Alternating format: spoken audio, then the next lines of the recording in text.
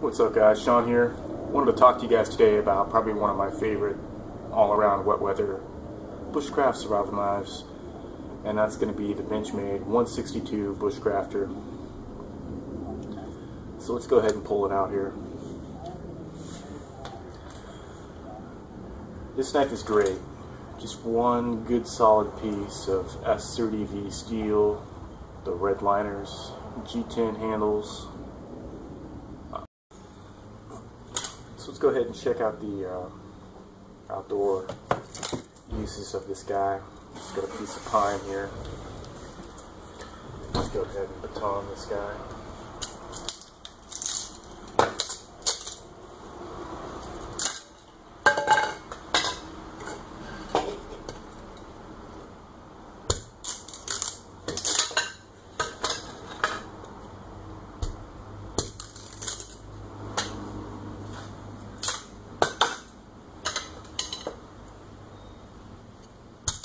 This thing just eats the wood. Now this may not have a Scandinavian grind. It doesn't quite matter too much.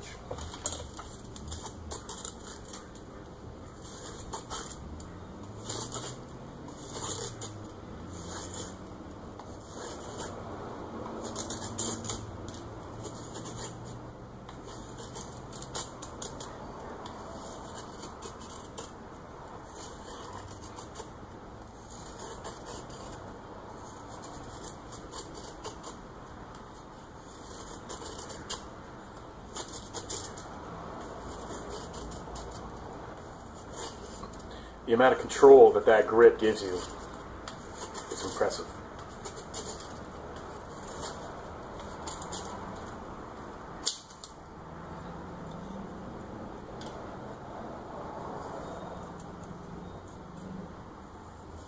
And even some small ignition feathers here.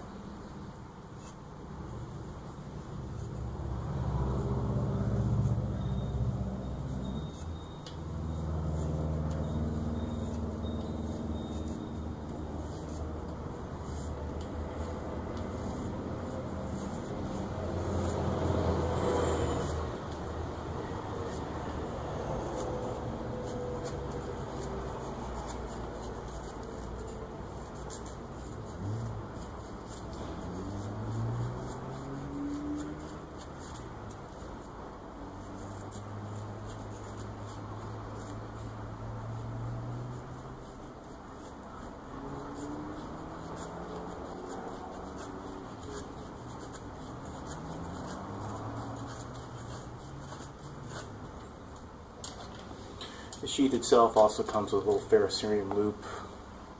Got my, what's left at least of my light my fire ferrocerium rod.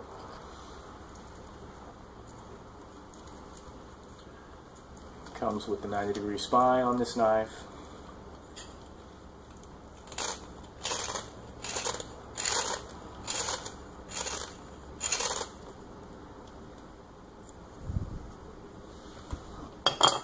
I can then use this stick right here to ignite these if I wanted to. So I have my kindling, and this is like my tinder stick right here.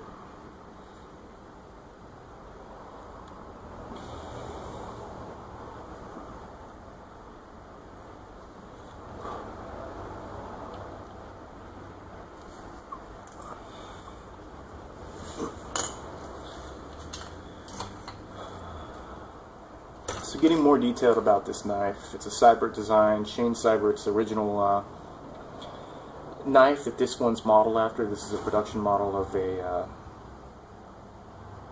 what is it, the Cascadia bush knife. It's got these flared titanium tubings. There's actually no epoxy on this knife, so these tubes are pressure fit. So they pressure fit these handle slabs on here. You know, they came out with a new version that has the tan G10. It doesn't have the liners, so I gotta have the liners. I like them a lot. But overall, I'm just a huge fan of this knife.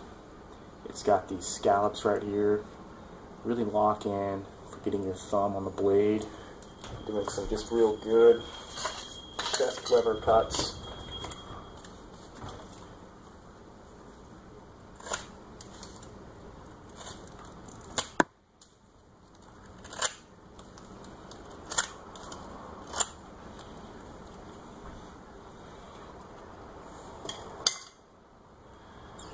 It's a pretty sweet knife. This back portion right here, it's got this nice back hook. You can really lock in here. You know, I probably wouldn't be hacking away on something this big with this guy. It's a little too much. It doesn't quite have the weight for really doing some good chopping. But you could definitely do some limbing on small branches. Say if you've batoned down a tree and there's some limbs on there. I mean, you can definitely choke back here and give it a few good whacks to really bust off some limbs if you need to.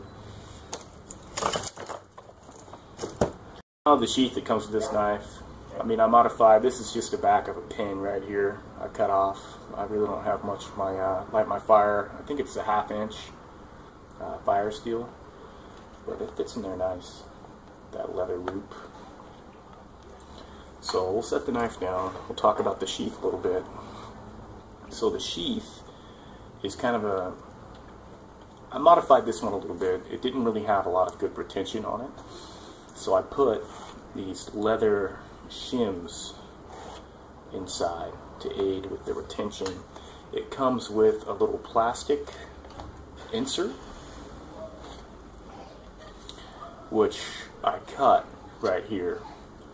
Because the problem was, I was noticing that when the knife was in the sheath, it was actually cutting the welt right when I got it.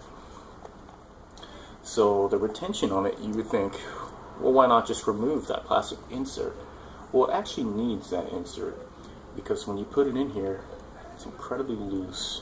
You can bend it and cut it, and also, I mean, it's really not a whole lot of retention here with the knife, and that's pretty disappointing because as you're walking along, that could come undone and you could definitely lose your knife. So something had to be done.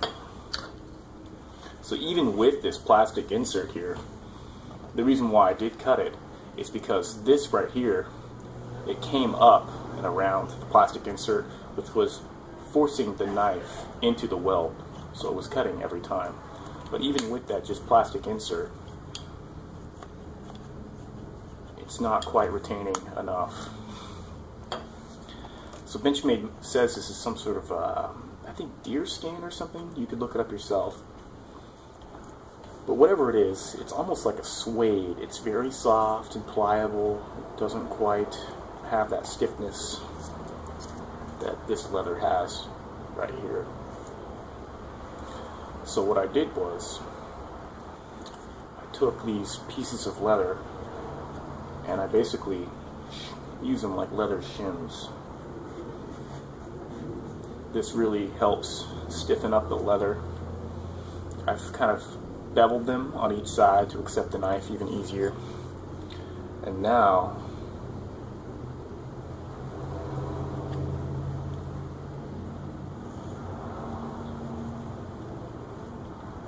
I get great retention.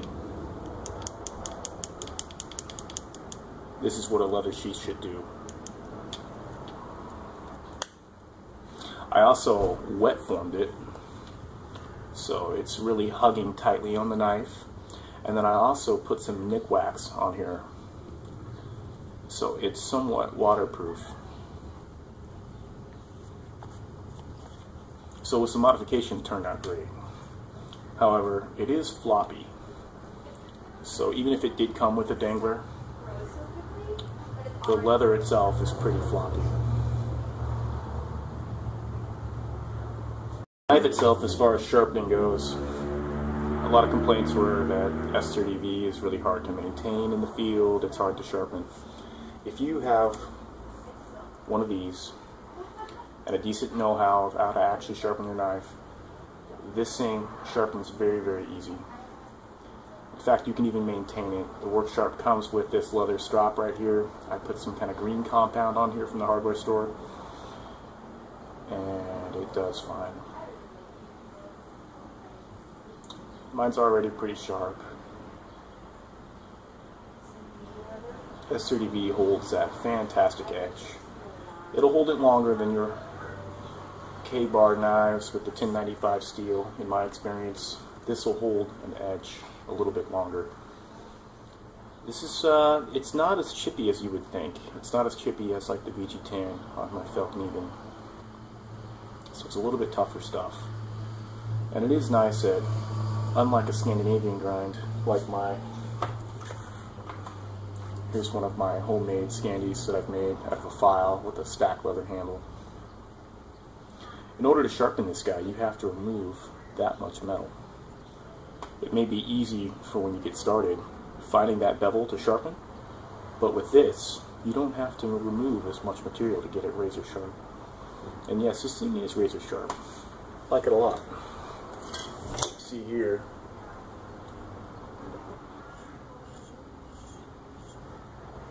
it's hairs just right off. It's a fantastic knife. Now, as far as the grind biting in the wood, it's not going to bite as good in the wood as this guy right here. Let's test.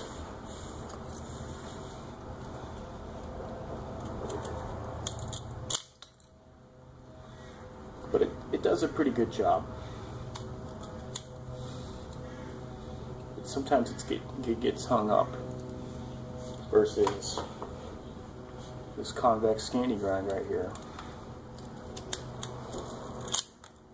A little bit easier.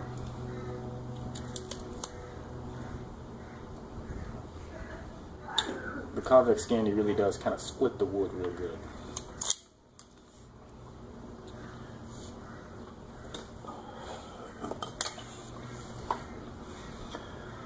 Now, would you pay $175 for this knife right here? That's pretty steep, but I think this knife is worth $175. There's really not a lot of high-end stainless steel bushcraft survival knives, and this one really fits the bill.